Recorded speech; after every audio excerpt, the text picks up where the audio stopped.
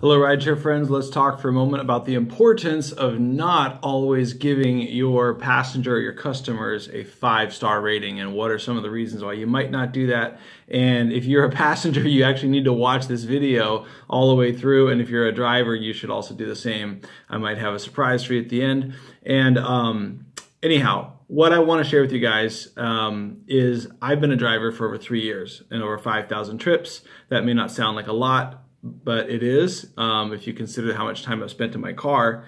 And initially, a driver wants to be nice to everyone. Most drivers do, at least I did.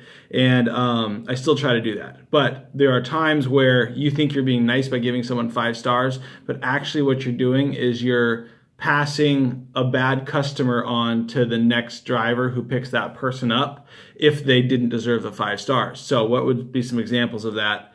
Bad attitude, door slammer, someone who's not respectful of your car, maybe putting their feet up, not wearing the seatbelt properly, talking too loud, being obnoxious.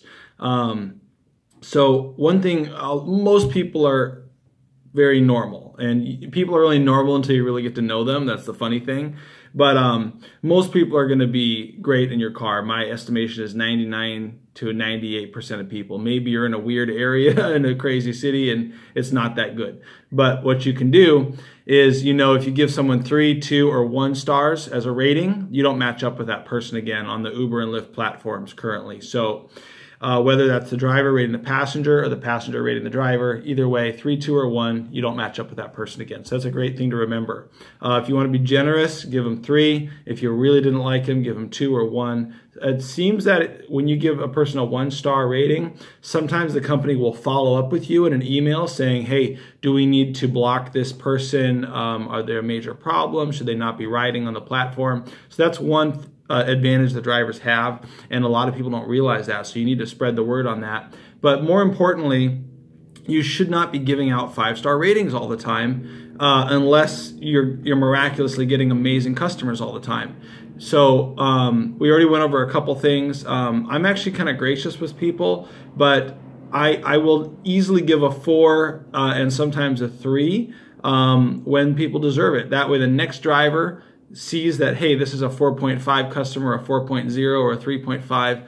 I'll tell you a quick story. I actually had a customer, won't mention his first name, but he had requested an Uber and he had actually put in the wrong location. I confirmed the location before the ride started, and he had 3 other people in the car, a girl and 2 other guys, and one of the guys was hitting on the girl, so she felt uncomfortable, and she and her guy friend got out early, and then the 2 other guys argued the whole time for the rest of the ride, and I was taking them to the destination that they put in, but it wasn't what they wanted. Turns out that was the location for a Friday night party they were going to the last week, and the guy didn't realize that until after he got out of my car, and he was angry and smoking a cigarette, and he came back and apologized.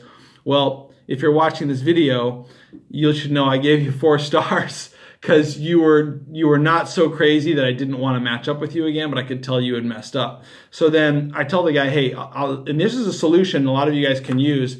If you have your driver code and they have taken a ride with maybe Uber but not Lyft, or Lyft but not Uber, and you have this problem, or you have a problem where they're trying to bring too many people into your car, you can say, hey, let me give you my driver code, and here's one of my codes. It's Pink Love. So I said, hey, you can use this code and download the app real quick. It takes you 3 minutes at the most. Put in the code, I'll get you a free ride to where you really need to go. So this guy put in the wrong location. He got mad at me, then he apologized. And then I said, hey, put in the code, I'll give you a ride. He's like, no, you should give me a free ride back there because you made it. And I'm like, no, you just admitted you made the mistake. So I made him re-request using Lyft. I actually kind of didn't want to drive him anymore, but he pinged me again, and we were keeping our cool to the point where I said, hey, I'll go ahead and I'll drive you where you need to go.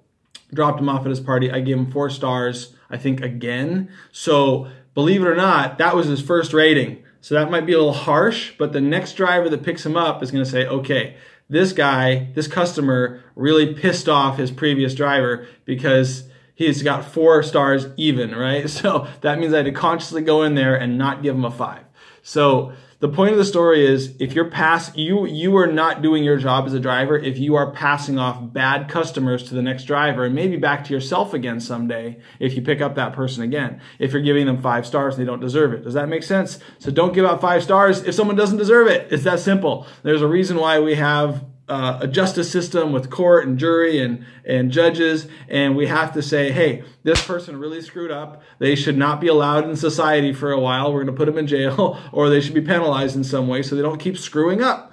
And a lot of these passengers, they're depending on our service now over the bus, over taxi, over subway. They have enough money, they can upgrade from taking a bus or taking the train or whatever, and they don't have to pay the taxi rates. They don't have to pay the cheap bus rates to be on a crowded, stinky, dirty city bus that doesn't care about them and makes a lot of noise and is weird. You know, I've taken some bus rides in LA. I can say thumbs down for the bus system in Los Angeles until they get it improved. So anyhow, we're in between a bus and a taxi basically with our prices. And it's a real big value, and people know that. That's why Uber and Lyft have become billion-dollar companies, right? So if you show these customers that you mean business, and you don't have to tell them what rating you're giving them, I usually don't. In fact, if it was a great ride, I have a little secret. I say, hey, 5 stars for you as they get out of the car. So subconsciously they're thinking, oh, I'll reciprocate. I'll give that driver 5 stars as well. That way I make sure I keep a high rating. If they were a jerk customer, I don't usually say anything. I just let them get out of the car. But hey, trying to be nice because I want to keep my rating high as well. So that's a good secret to pass on. I have a video link up here for a video that it hasn't gotten a lot of views yet. So I'm putting the link up here because it's kind of a secret that I share as part of my rideshare training program, where I do a private consultation and then I give you some of my best kept secrets, and a lot of those are not here on my YouTube channel, but you should watch some of my other YouTube videos to get some of those secrets as you're growing as a rideshare driver. And you might also hear it called TNC, for Transportation Network Company. That might be a little trivia question someday.